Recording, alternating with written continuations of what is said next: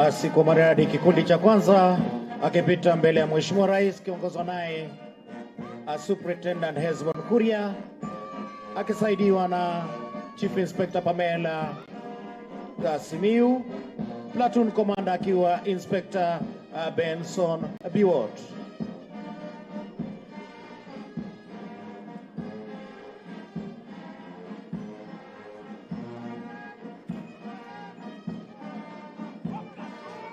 Platoon Senior Sergeant akiwa Rebecca Opio.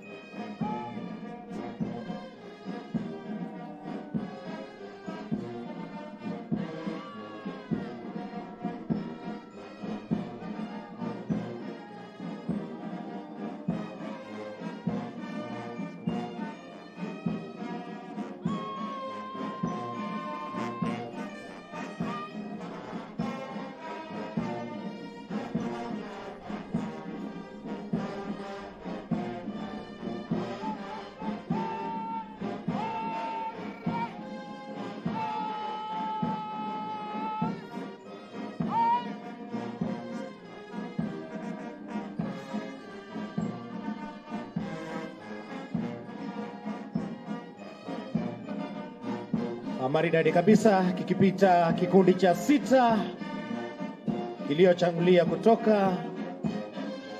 Vinavyopyata ni vile vikundi vinaungana na wenzao hapo baadaye.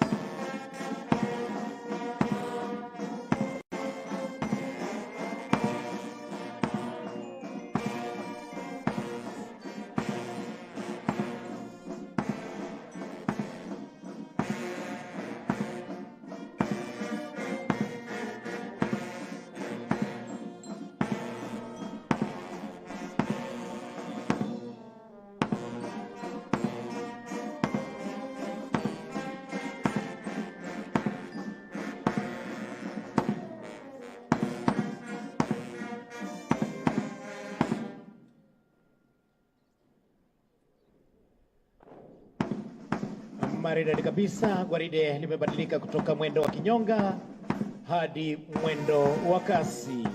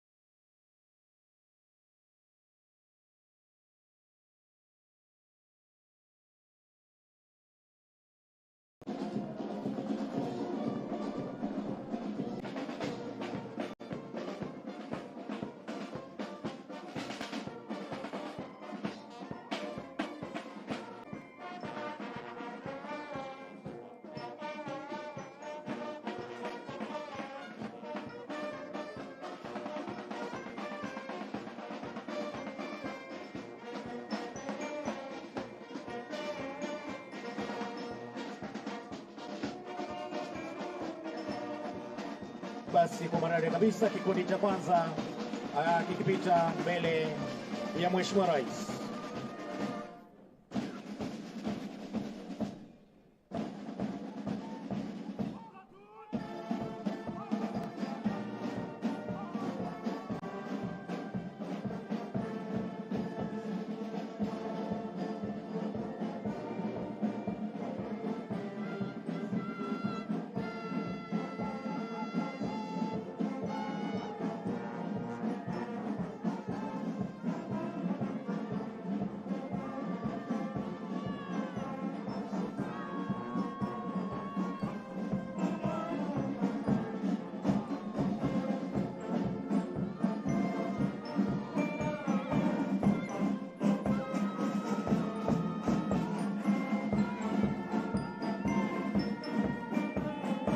Basi maridadi kabisa, kikundi kilichotoka katikati, vile vikundi 6.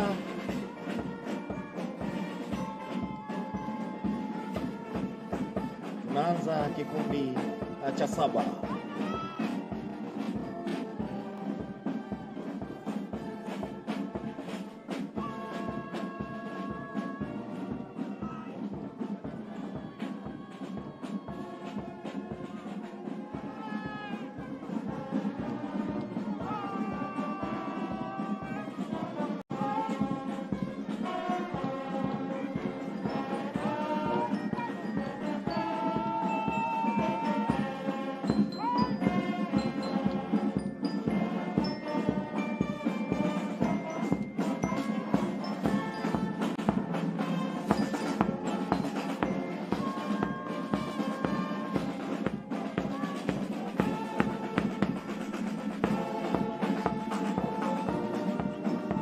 Basi Mheshimiwa Rais, kinachopita ni kikundi cha 12.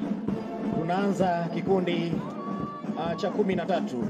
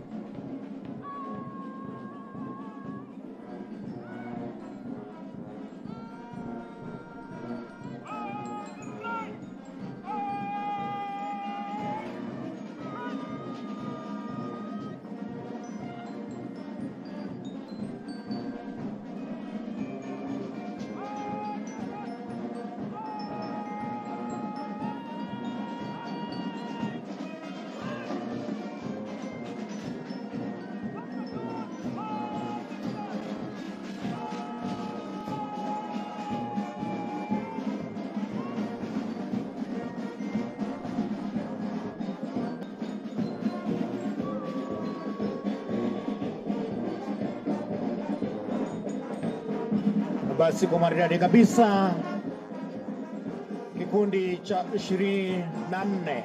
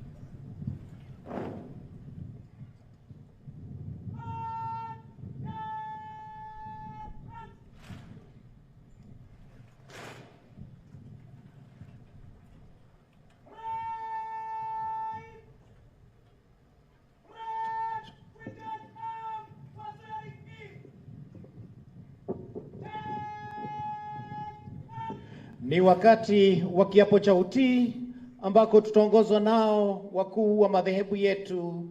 Karibu. By Almighty God, that I will faithfully bear true allegiance to the President as the Commander-in-Chief of the Kenya Defence Forces, and to the that I will faithfully serve the President and the Republic as an officer of the National Youth Service, that I will obey all laws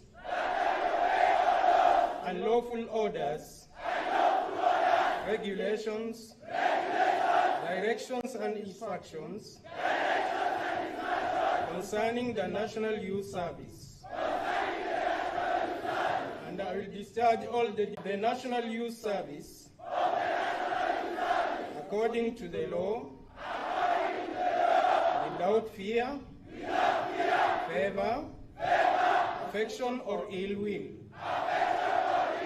So help me God.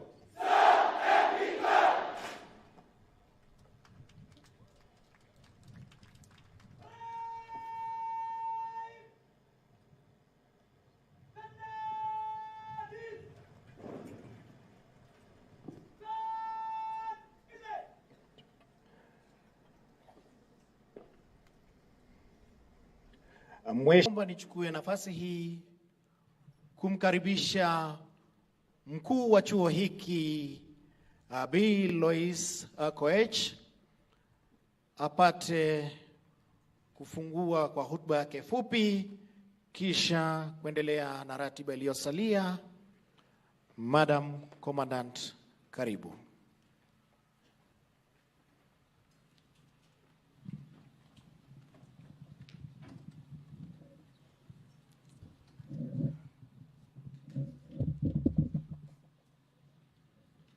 Excellency Honorable William Samoei Ruto, PhD, CGH, President of the Republic of Kenya and Commander-in-Chief of Kenya Defence Forces, Cabinet Secretary Kuria, Njuki Mwaniki, distinguished guests, ladies and gentlemen.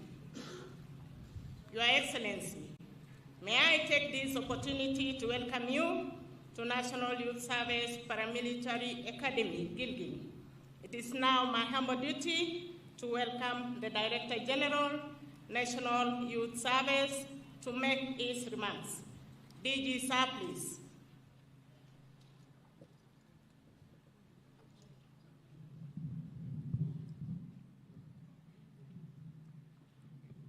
Your Excellency, Honorable Dr. William Samoei Ruto, PhD, CGH, President of the Republic of Kenya and Commander-in-Chief of the Defence Forces, Cabinet Secretary, Public Service Performance and Delivery, Principal Secretaries present,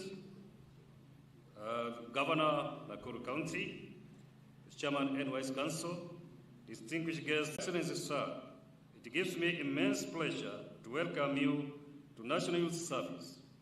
Before you are 10,521 graduates, comprising of 6,861 servicemen and 3,660 servicewomen, including 47 persons. Give his remarks and continue with the rest of the program. CS, please.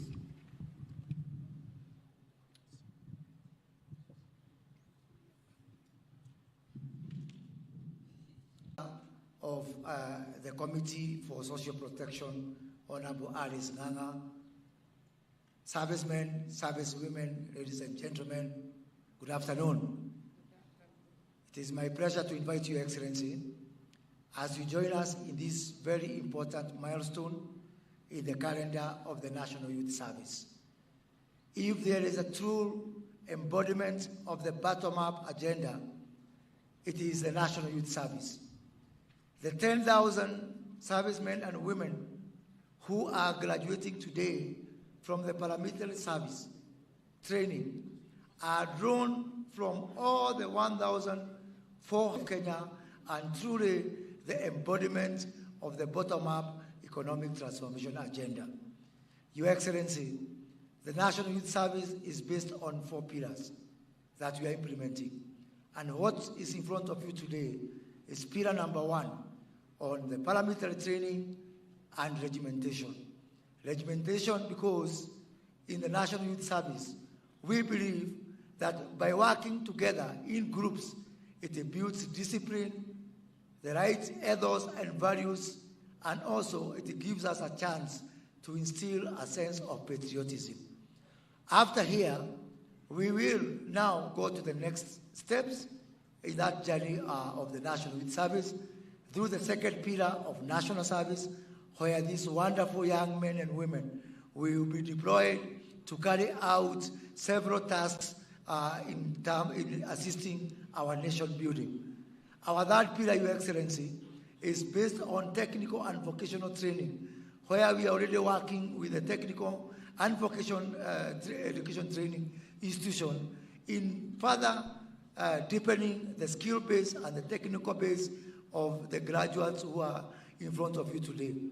And the fourth pillar, for which you have been extremely supportive as we embark on our engineering agenda, is the pillar of commercialization, where we say that other than just building a cadre of young men and women who are going to play a very pivotal role in nation building and rebuilding our country, that we can also create a service that is sustainable, that we do not have to come all the time and seek exchequer support. Your Excellency, from the support that you are giving us in kicking off our transformation agenda under the NYS re-engineering program, we want to promise you that in the passing out parade of the year 2025, we look forward to actually giving you a dividend check, having employed young people and having deployed them to useful commercial purposes and ensuring that we have an NYS that is self-sustaining, that can be able to also expand and include more young people in that service. Your Excellency, let me take this opportunity to very briefly thank your officers whom you have appointed for the overwhelming support that they have given us to involve the National Youth Service in several aspects of our nation building so that we can be able to absorb even more young people. I just want to cite some state departments who have come forward and agreed to your clarion call to support the National Youth Service. The State Department for Water and Sanitation, who have committed to involve the National Youth Service in building small dams and actually expanding the existing ones, desilting the ones that are not usable anymore, so that the National Youth Service can be at the forefront in ensuring that the country is self-reliant in matters of water. State Department for Irrigation, with whom we are already working in some areas, building 25 kilometers of a canal in the Tana Delta, ensuring that we participate in the irrigation of up to 10,000 acres that we are going to put into active use to also help our country in matters of food security. State Department for Wildlife, the Principal Secretary for Wildlife, Sylvia Musea, is here, who are involving the National Youth Service in building water ponds within our national parks and ensuring that we actually reduce the deployment cycle as opposed to the traditional way that we have been doing this job. State Department for Crops Development, who have already, we had a very successful exercise in the last 6 weeks where we have been harvesting maize seedlings in Kitale, in the ADC farm Kitale, and the CEO of ADC is here with us, where we have harvested 6,000 acres of maize seedlings that would have otherwise gone into waste. And by the way, we are not doing this for free. The Kenya Seed Company has come here with a check of 13.5 million shillings to pay these young people for our spread. Just an example of one and many more things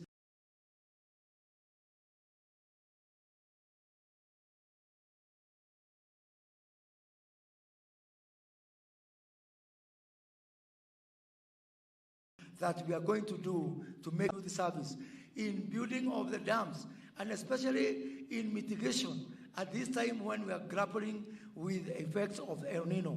The National Youth Service and the State Department for ASAL, alongside our other discipline forces within the National Police Forces and the Kenya Defence Force, are right in the forefront of ensuring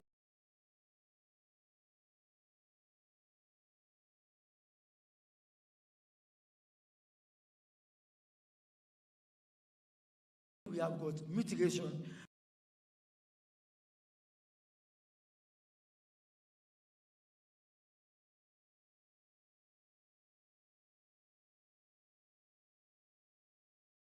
Up to 1.3 million trees.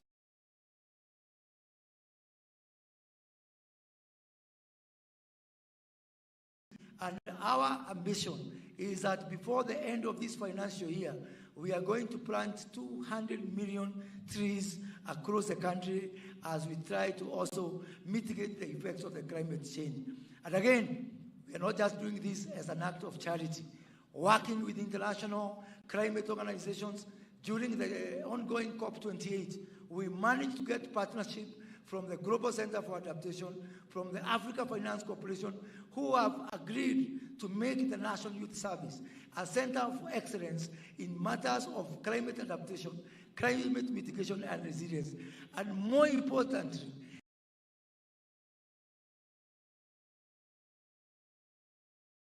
National Youth Service, a center of excellence in matters of climate adaptation, climate mitigation, and resilience.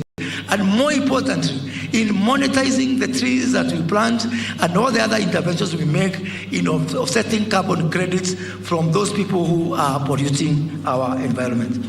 Your Excellency, the Kenya School of Government, which is also within our ministry, is going to build a new campus in Vihiga, to the tune of 800 million shillings, a project that will be undertaken exclusively by the National Youth Service so that we can continue to employ even more young people. And because we are expecting the Kenya School of Government to have a very huge demand, because we are introducing mandatory training for all public servants in the bottom-up economic transformation agenda. So to be able to expand our capacity, we have called upon the National Youth Service to come and help us in this agenda. Huduma Kenya is another state body that we want to fight against within our ministry. And working with our members of parliament, and I have here today the chairman of the parliamentary committee on the National CDF, Honorable Musa Silma, and the chair of the National CDF board, Honorable Olago Arud, who have, in a very remarkable development, in partnership with the Ministry of ICT, where we have merged the concept of the Jitume Center for the digital jobs for our people with our Huduma centers to offer Huduma services in every constituency, funded by the national government CDF, and with the labor being provided exclusively by the National Youth Service, so that we can be able to expand the job opportunities for our youth. Your Excellency, State Department for Housing has been very exemplary in this endeavor. All the early works within our affordable housing agenda and within all our markets are being done by the National Youth Service, starting from Eldoret Market, which we are going to start deploying on Monday. And finally, Your Excellency, the National Employment Authority is partnering with the National Youth Service to provide jobs for these young people to go out there and get jobs abroad. As we speak, we've just deployed for the first batch of 40 service and men and women who are going to the UK for readily available jobs in the UK. And we have agreed with the State Department for Labor that we are going to have 50% of everybody going to work out there coming from the job and the labor provider number one, which is the National Youth Service. Your Excellency, it can only get better. And we look forward to working with all state departments to ensure that the first provider of labor of choice is the National Youth Service. To achieve this, Your Excellency, as I conclude, we have to do two things. One is just to keep the focus. we intend to keep the focus. Nothing is easy. In the beginning, the plan which your government is rolling out might appear painful as unpalatable to some. And in fact, we might get complaints here and there. I want to encourage you to follow the footsteps of my namesake, Moses of the Bible. When the children of Israel left Egypt and they went into the wilderness, they were crying. And some were even saying, afadhali uturudishe kwa Farao. Na Farao hata alikuwa anawachekelea, anawaambia, niliwaambia mtajuta, afadhali mrudi huku. Lakini walipofika huko Canaan, hata hakuna mtu alikumbuka ile mashida tulikoa nayo kwa njia. So we are going to keep the focus, because once we cross to the other side, even those people who are making noise today, like the children of Israel, they will not remember the problems that they had in the wilderness. We also intend to be innovative. We have to look for different ways to do things for us to change this country. We cannot do things the same way it has been done and expecting different results. Even the person who invented the car, in the beginning, people are resisting, and they say they don't want the car. They want faster horses. But in the end, today you cannot imagine life without the car. So we'll keep the focus. We'll try different ways. We'll try to be innovative, and we'll move and transform and change this country, because that is what the people and God expect of us. And now, Your Excellency, let me take this opportunity to invite the governor of the county of Nakuru, who is our host. Your Excellency, you are sitting in a very interesting ward, the ward where we're sitting today. Last year, on the 9th of August, they went to the ballot to elect 6 people. Out of all those 6 people, you are the only man they elected. The MCA is a woman, the MP is a woman, the senator is a woman, the woman obviously is a woman, and the governor is a woman. So if there might be some constitutional issue around that, which I have told Susan we have to look at it, even as we look at the issue of the 2-thirds rule, and you are privileged to represent all of us endangered men species in that endeavor. Madam Governor, welcome.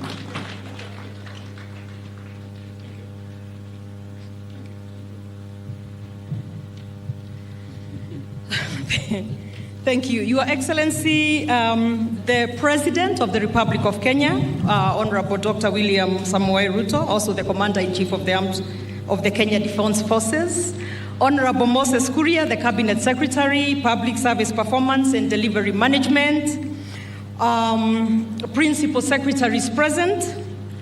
We have, Your Excellency, let me recognize the presence of our area MP, Madam Speaker, Mheshimiwa Wangare. Let me also recognize the presence of Honorable Musa Sirma, who is from our neighboring county here and from Eldama Ravine. Recognize the presence of Honorable Alice Nganga, MP Thika. The presence of Honorable Hilary Kosgei, MP Kipkelion West.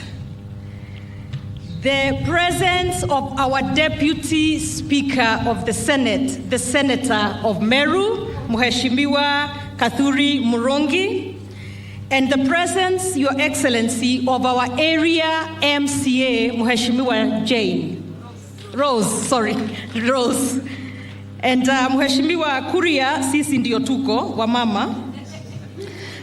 Your Excellency, also, let me recognize, or rather, the James Tamboro, Acting Director General, National Youth Service, Lieutenant General Retired, Mwaniki, the Chairman of the National Youth Service Council, Lois Koech, the Commandant of the NYS Paramilitary Academy, and all the ladies, distinguished ladies and gentlemen, and the graduates this morning.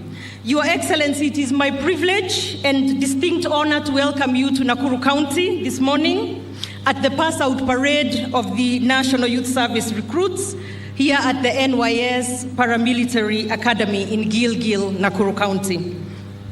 From the onset, Your Excellency, I want to appreciate the very cordial and complimentary manner by which the national government has worked hand in hand with county governments in the discharge of services to the public under their respective mandates as provided for in the Constitution.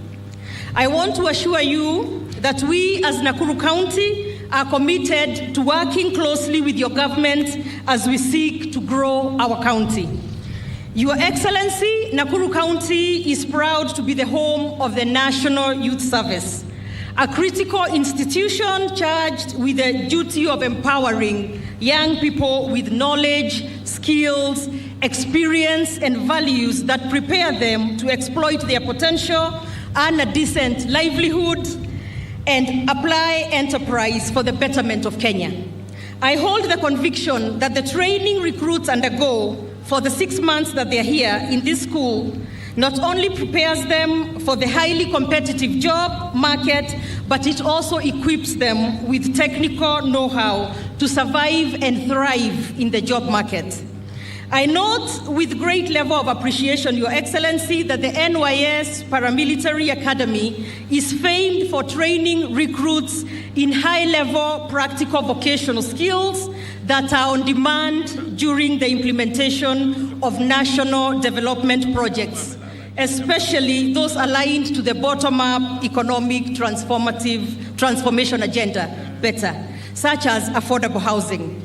Indeed, whereas these projects require adequate training and adequately trained labor force, Your Excellency, the truth is that the majority of our counties, Nakuru included, exist inadequate labor in the market for these very technical skills due to lack of relevant certification. So in the wake of this inadequacy, the county government of Nakuru is working with the State Department of Housing and Vocational Training and agencies such as International Labour Organization, National Industrial Training Authority, and National Construction Authority to train our labor force for certification purposes. More than 3,000 artisans are currently undergoing training in order to benefit from the affordable housing program.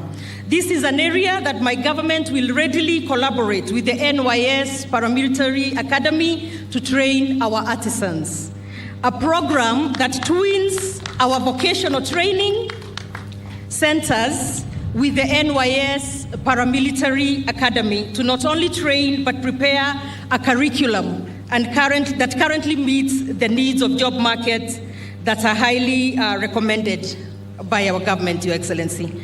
Your Excellency, Nakuru has witnessed the high skills of NYS teams, especially during emergencies in areas outlying this college. More often than not, NYS has helped us with fire engine and water bowsers to handle emergencies here in Gilgil and Naivasha. While we are humbled by this timely assistance at our hour of need, we would like to extend this collaboration to cover our key programs such as drilling of boreholes, drainages along our roads, opening up of feeder roads, graveling of roads, desilting our dams, and these basic programs are the roadblocks of our growth, and we are ready to work with the NYS. To the recruits who are passing out today, the NYS is one of the very great training grounds of our government, and we are very thankful for empowering the youth here today. So congratulations to all of you who are graduating today, and we now welcome you to join us in building our nation, the great nation of Kenya. Asanteni. Thank you very much.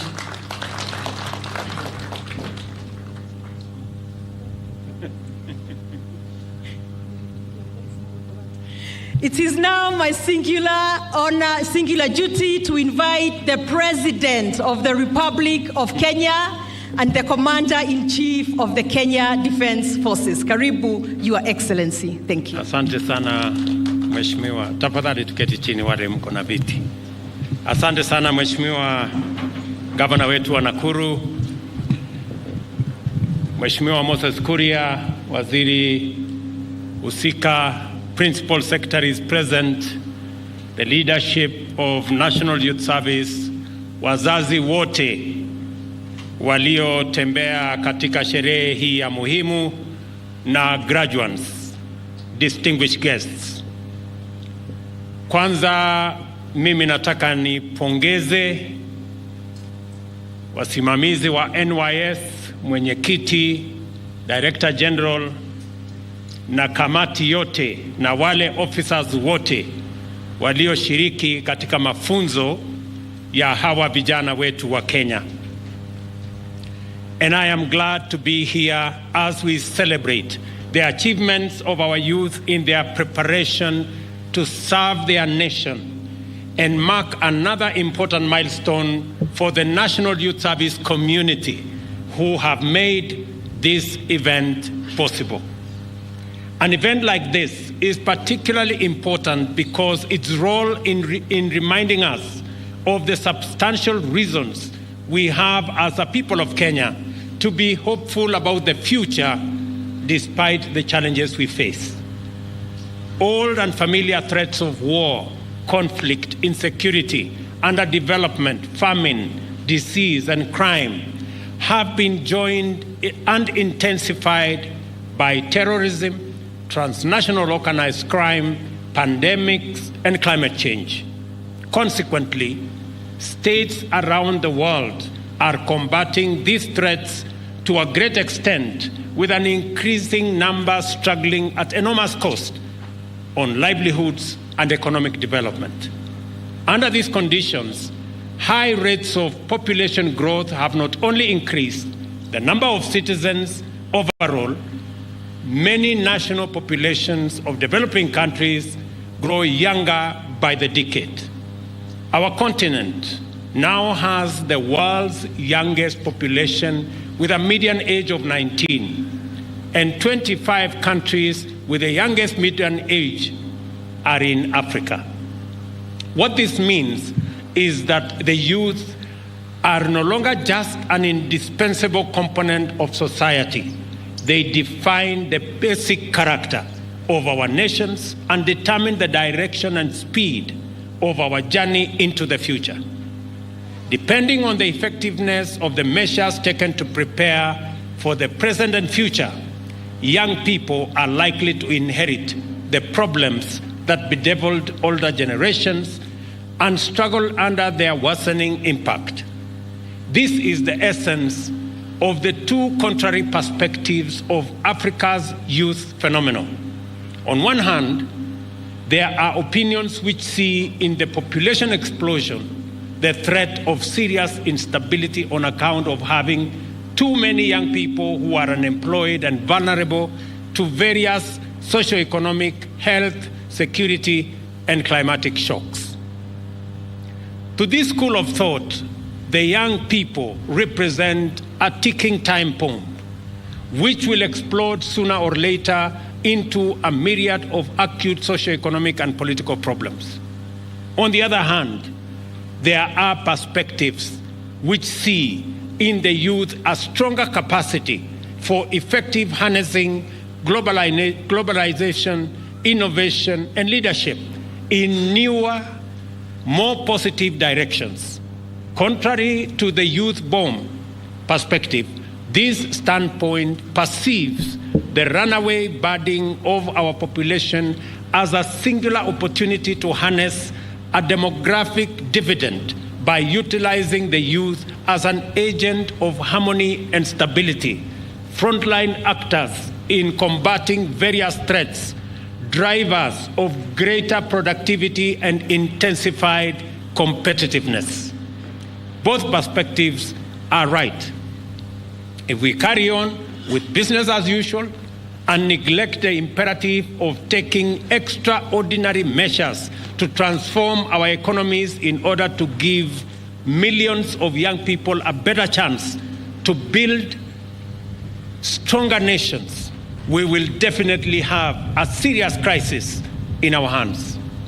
The difference between the two scenarios depends on how intentional, how ambitious, urgent, and futuristic the development agenda is. It is clearly evident that for a few decades now, Kenya has been firmly and emphatically committed in investing significantly in a future that will exploit the demographic dividend to drive national development agenda. This is for a while now. Primary education has been free of charge, with huge subsidies in secondary education and even university education under the bottom-up economic transformation agenda. The bottom-up economic transformation agenda will not implement itself. On the contrary, our best chance of actualizing the Kenya we want in social, economic, political, and even cultural terms is by wasting no opportunity in equipping our young people with the skills and capabilities that are not only competitive and relevant in the current global market, but also firmly aligned with the imperatives of the radical transformation of our economy. Our review of the CBC, increase of teachers, infrastructural expansion of learning facilities, development of technical and vocational education and training institutions throughout Kenya represent one side of the positive interventions aimed at securing the greatest share of youth dividend to power national growth. The other component of these measures are strategic interventions set out in the bottom-up economic transformation agenda in order to significantly enhance the productivity of labor across 5 priority sectors, create millions of jobs for young people over the next 10 years, provide necessary infrastructure and support for them to engage in innovation and creation, as well as other forms of employment in the digital economy. The National Youth Service is not just a witness and a participant of our bold intention to enlist the youth as the leaders and drivers of Kenya's transformation. It is an example of a dedicated program for empowering our youth for a lifetime of service across all sectors. This organization has re-emerged to become a highly trusted incubator of disciplined, self-motivated, skilled, productive youth who continue to make significant contribution to the success of various entities in both public and private sectors. I think the examples given by Minister Kuria in the collaboration with various state departments speak volumes of the capacity and the potential of NYS to power the transformation of our country. Thanks to the dynamism of the National Youth Service, the graduates of this institution are much admired, effective workers in every field, from agriculture to national security and administration, as well as building and construction, research, development, and innovation. Because of the rationalization of learning pathways in tertiary education, a number are also finding themselves on their way to careers in highly competitive domains. Recognizing the place of youth in national transformation in general, and that of NYS in powering the plan in particular, we have embarked on a strategic re-engineering of the National Youth Service to enhance the capacity of the institution to take up greater numbers of trainees, position it on the path of financial sustainability through revenue generation, thereby creating the conditions to support the expansion of enrollment to 100,000 young people annually in the next 5 years. Let me repeat that this year, we are graduating 10,000 young people from this field. Next year, in the first cohort, it will be 15,000. In the next cohort, it will be 15,000. So next year alone, 30,000 young people from across Kenya will graduate from NYS as we position NYS as the incubator for all other arms of government. And let me report here that when I was here last year, I did commit that we were going to include the National Youth Service in the review of salaries and working conditions of both the police, the prisons, and I committed that we are going to include the NYS, and we did. Let me confirm that as the report was presented to me and to government, National Youth Service, beginning the next financial year for 3 years, their salaries will be increased by 40% going into the future.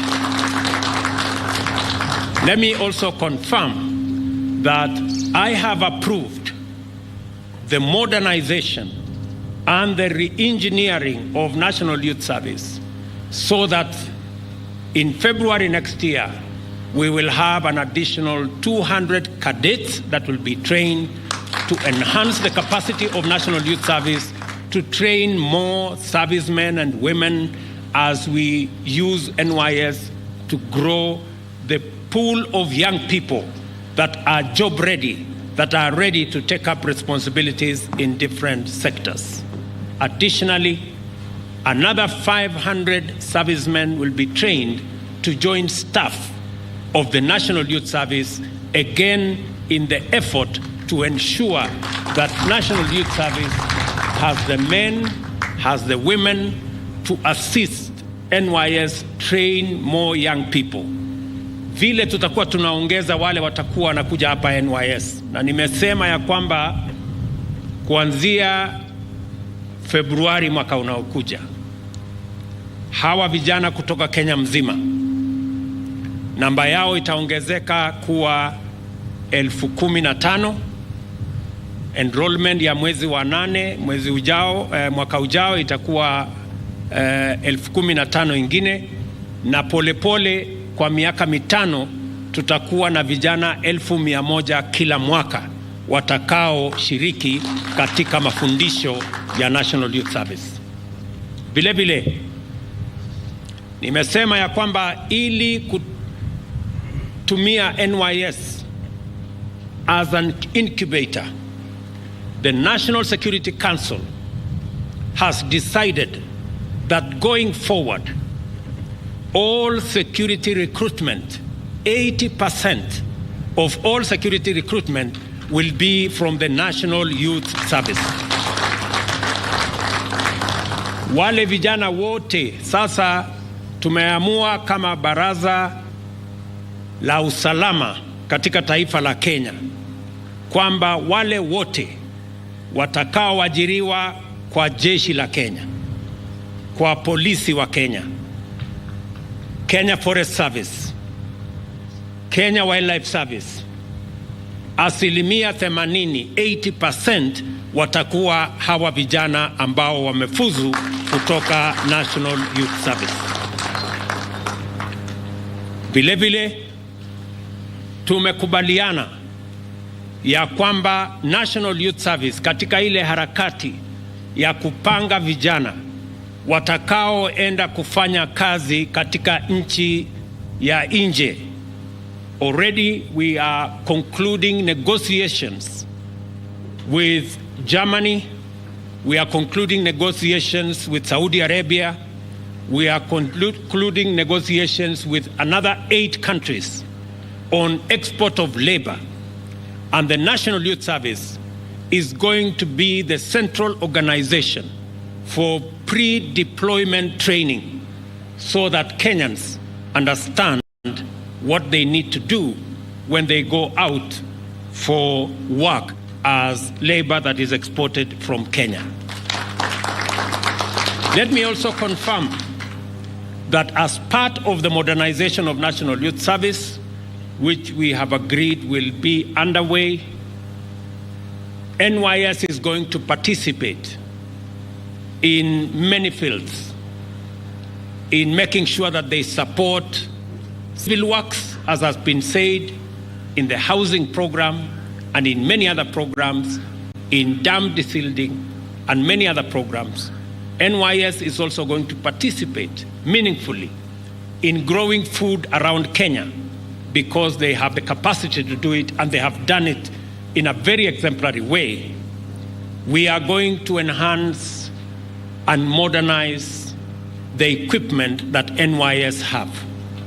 As part of that modernization program, the negotiations I had with Prime Minister Modi last week of the 250 million US dollars that we negotiated for agricultural mechanization, 50 million or 7.5 billion Kenya shillings is going to be made available for agricultural mechanization of the National Youth Service. I am therefore instructing the Minister, Moses Kuria, to liaise with Minister Professor Ndungu to facilitate the expedition and expeditious plan to make sure that NYS benefits from the facility that we negotiated last week with the government of India.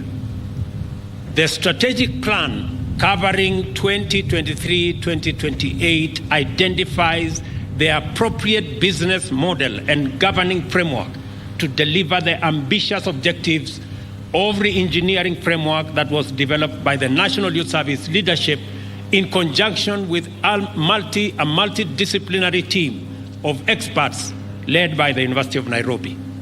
It is important that the National Youth Service doesn't just offer theoretical and practical training within its campuses, but it also tests its output in the marketplace in order to constantly improve its relevance and competitiveness while generating revenues to sustain its programs.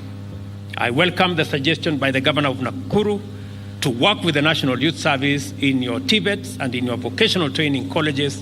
We will make this facility available for you or your facilities so that we can use this facility to support your TVET and your vocational institutes.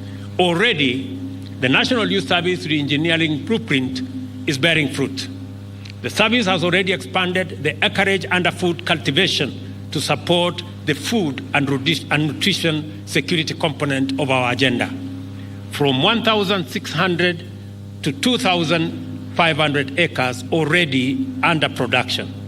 The National Mechanization Program under the Ministry of Agriculture and Livestock Development is an opportunity to enhance the activity in the Mavoloni and other river field units after the completion of the mega dams intended to supply a total of 1 billion liters of water for irrigation, among other uses.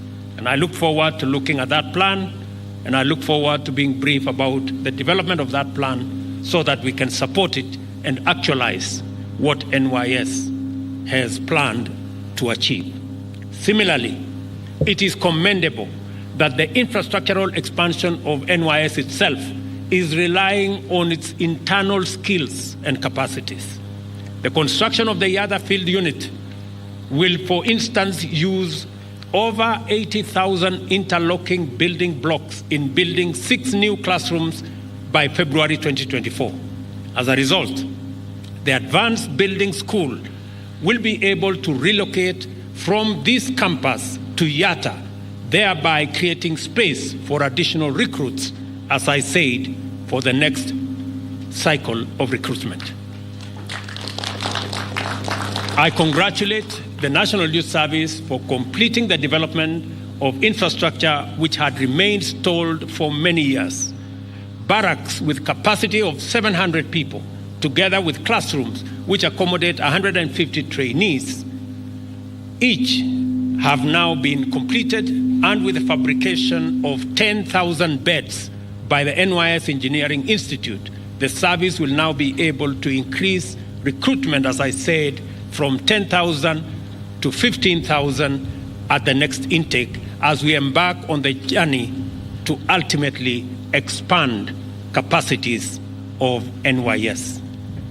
For its part, the National Youth Service Mechanical and Transport Branch continue to drive self-reliance through the promotion of efficiency in the management of vehicles, plant, and equipment to profitably serve trainees and other stakeholders.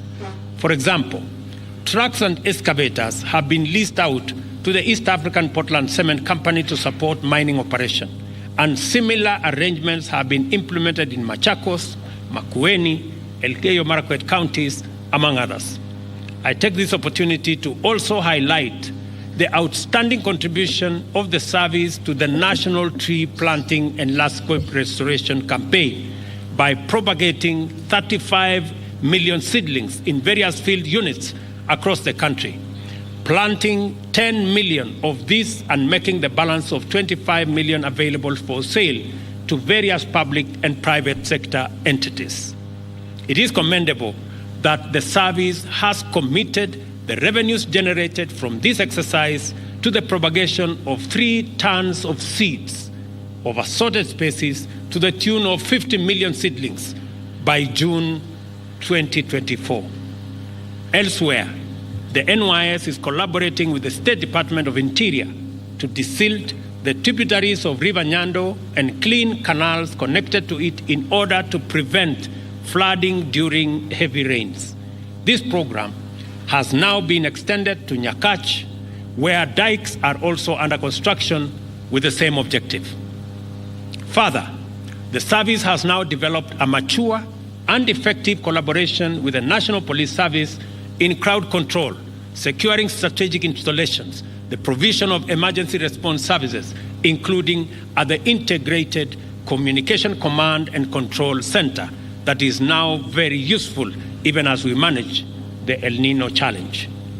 These examples demonstrate how busy the NYS is in meeting the great demand for its capacities in many sectors, and therefore its emerging role in taking our young men and women to the center of productive involvement in national transformation. The National Youth Service, ladies and gentlemen, therefore provides an eloquent answer to how Kenya has approached the youth question.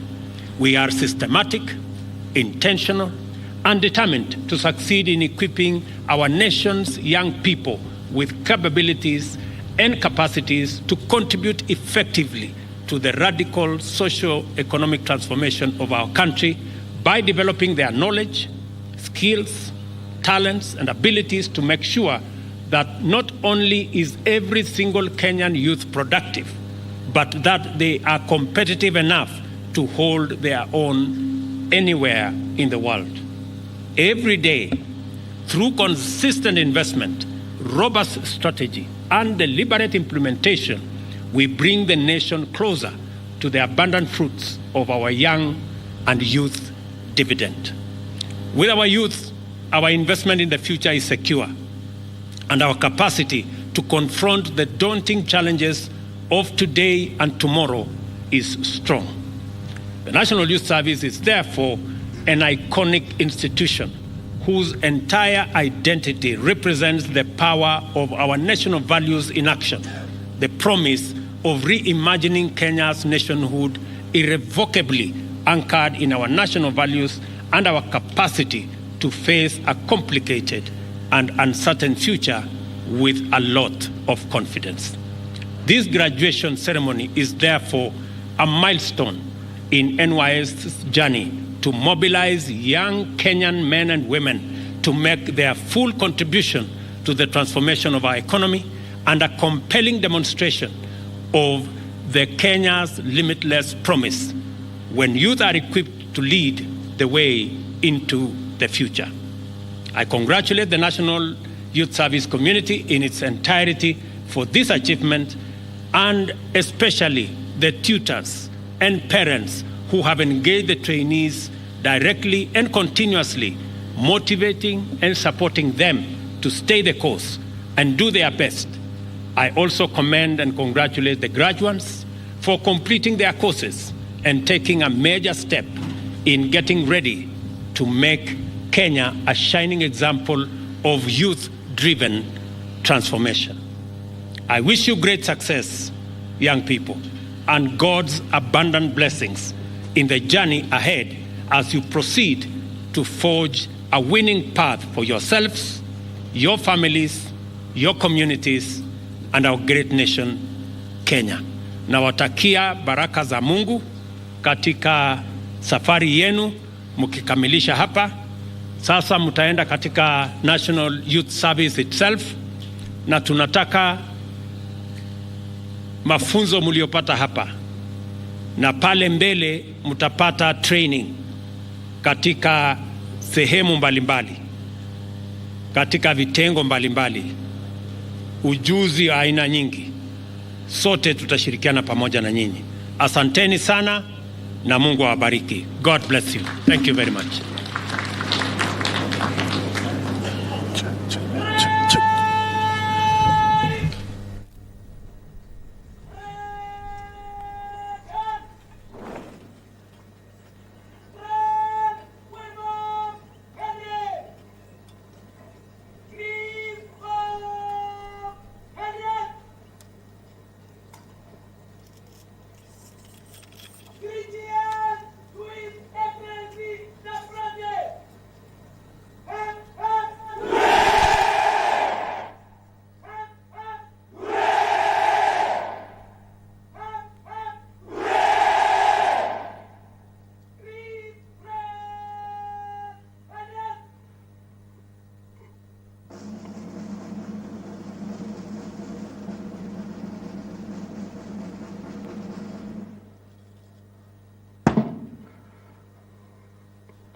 Basi baada ya shangwe tatu kwa Mheshimiwa Rais, ni wakati wake mkuu wa gwaride hili kuja mbele ya Mheshimiwa Rais kumwomba idhini ili apate kuliondoa gwaride lake uwanjani.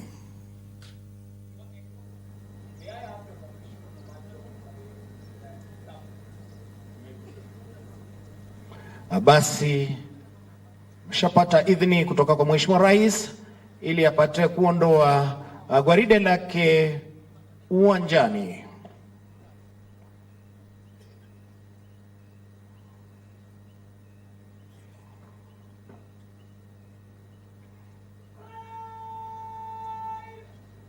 Mheshimiwa Rais, naomba tukae tafadhali.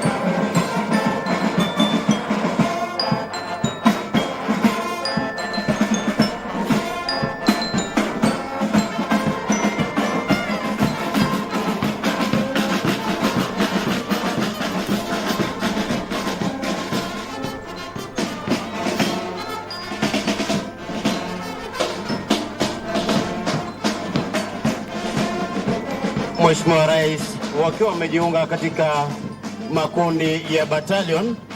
Battalion ya kwanza ikiongozwa naye kamanda wa gwaride Superintendent Moses Kuria, wakipita mbele yako hivi sasa, tayari vijana hawa wakiwa wamejiandaa kulijenga taifa letu tukufu, taifa la Kenya.